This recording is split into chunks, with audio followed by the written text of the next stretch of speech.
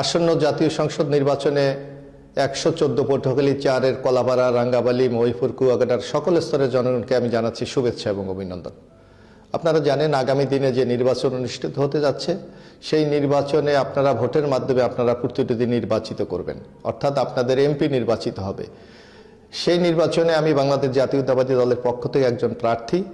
আগামী নির্বাচনে যদি আপনারা আমার উপর আস্থা রাখেন, বিএনপির উপর আস্থা রাখেন, ধানের শীষের উপরে আস্থা রাখেন, তাহলে আমরা কলাপাড়া, রাঙ্গাবালী, এই পটুয়াখালী ৪ এলাকায় একটি উন্নত, নিরাপদ, সম্ভাবনায় ভবিষ্যৎ গড়ে তোলার জন্য আপনাদের কাছে আমরা প্রতিশ্রুতি দিচ্ছি।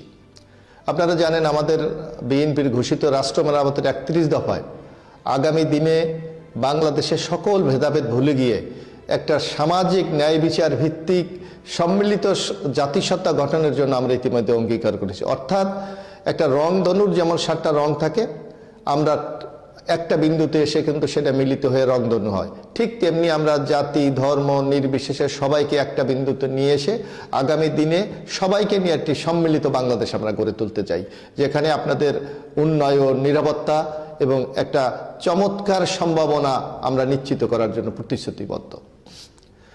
আর আমরা এই যে উন্নত বাংলাদেশ গড়ে তুলতে চাই, একটা উন্নত পটুয়াখালী ৪, কলাপাড়া, রাঙ্গাবালী গড়ে তুলতে চাই, যার জন্য সবচেয়ে বেশি প্রয়োজন হবে আপনাদের মতামত, আপনাদের সহযোগিতা এবং আপনাদের সমর্থন।